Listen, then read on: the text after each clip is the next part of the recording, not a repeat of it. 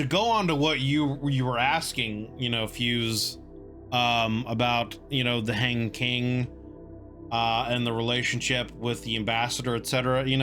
From the video Metagnostic that I went over, one of the questions that I proposed was like, if someone really had a true understanding about the relationship of, we as mortals create gods through our belief in our worship of them and then give them power. I really feel like that's almost the situation of the ambassador and maybe even the lords of Alagadda with the Hanged King, right? Because like the Hanged King is supposedly an entity that is on the same level of power, maybe even greater than, at least Yaldabaoth, potentially even the Scarlet King, right? He's supposed to be an entity on that kind of level, but he is like shackled and essentially imprisoned.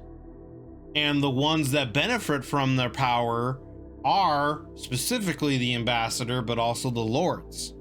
So I feel like it's a situation where like the ambassador and maybe the lords created some kind of ritual that ascended a being to godhood, but trapped them and imprisoned them in this, realm of either death or murder or whatever. And so like the Hanged King actually is, again, like this just like going through this suffering, is just this representation of suffering and murder and death and yada yada. And the ambassador is essentially feeding off of that power and gets to utilize it for themselves. That's almost what I feel like is the situation and how the Hanged King was created. Because in every other kind of SCP story about gods, etc., they are a representation of something. Like the Scarlet King is kind of like the representation of just, I guess, nothingness, maybe the representation of destruction or of pure hate in some ways. Because like in some stories, the Scarlet King like is depicted as this creature that just wants to devour and destroy everything. Others, he's depicted as like literally the representation of just hate and almost like the opposite of the SCP Foundation.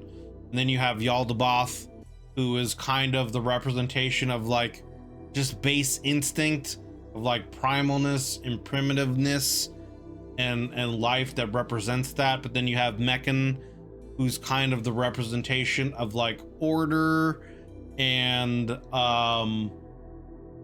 technology, and the advancement of technology and enlightenment through that, but they're all kind of like free entities that I guess have kind of their own will, I guess, I don't know how to really put it, but basically none of them are like trapped and are unable to use their own powers in their own ways like the Hanged King is. Like the Hanged King is literally a prisoner, and the only ones that benefit from the Hanged King's power are the ambassador and the lords of Alagadda. So like I feel like it's some kind of situation where they created the Hanged King as a god, and in its creation imprisoned it and have used it to imbue themselves with god powers. Kind of a situation, Now to think about it, maybe the founders were in the first universe. At the second start of the founders, footprints got wiped away after they disappeared. It seems like this org is multiversal. I think the Hanged King share power level with Scarlet King, maybe, but then I think they're tier gods below Yaldabaoth, Meccan, yada yada. I think you're spot on. My take on the Hanged King is that he sits there knowing he did this but might regret it, yet does nothing to prove or advance, but sits in stagnation. He allows the ambassador to control him.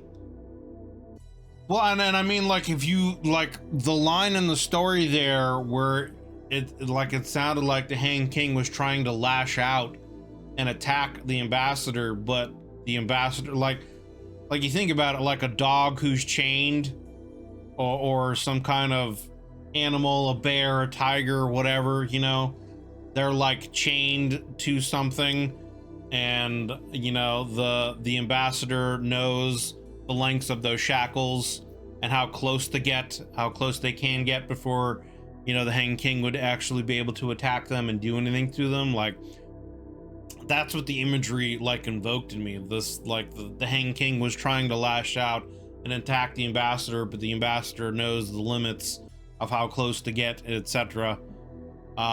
You know, I don't know. So it just sounds like the relationship is that they've essentially imprisoned the Hanged King, and the ambassador is really the one who has the power from it. And then the lords kind of also benefit from that in other ways. They've been imbued potentially by the ambassador themselves. It seems like Alagadda is run by the ambassador, and then the lords are just kind of like the ambassador's lackeys that run things when the ambassador's off doing something or something like that. You know, that's what it sounds like. Well, they kind of are. Mechanism broken. Yaldabaoth has the heart of... Yeah, but at the same time, like, at least at one point in time in the universe of the SCP, they had their own free, like, will and ability to do things, right?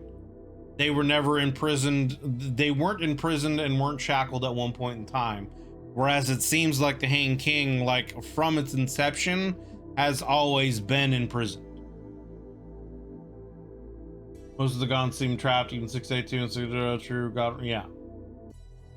Yeah, if he's the Hanged King is kind of, yeah. See, then that's what I'm saying. Like, at one point in time, all of those other godlike entities had the freedom to do things. You know, like Yaldabaoth created, you know, humanity and other kind of base primal life.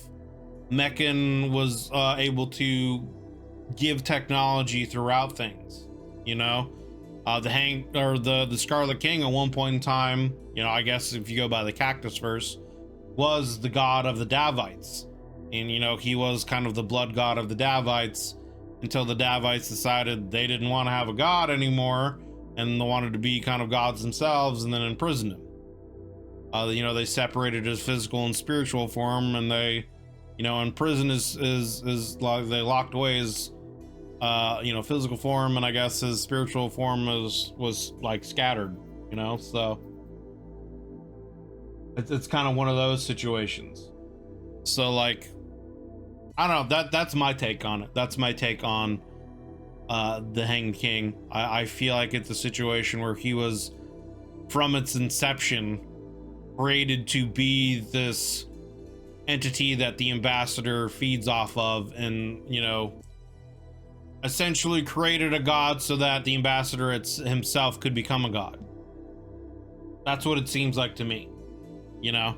And maybe at one point in time the Hanged King was just some kind of mortal being and was tricked into this by the ambassador, you know, potentially. Who knows?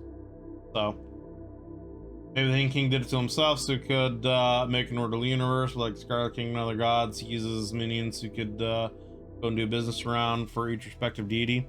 I don't know, it just, to me, it sounds like the Hanged King is a prisoner, right? Like, he's a prisoner there that's just doomed to suffer eternally. And again, the ambassador and the lords of Alagadda are the ones that benefit from that, you know? So, I don't know.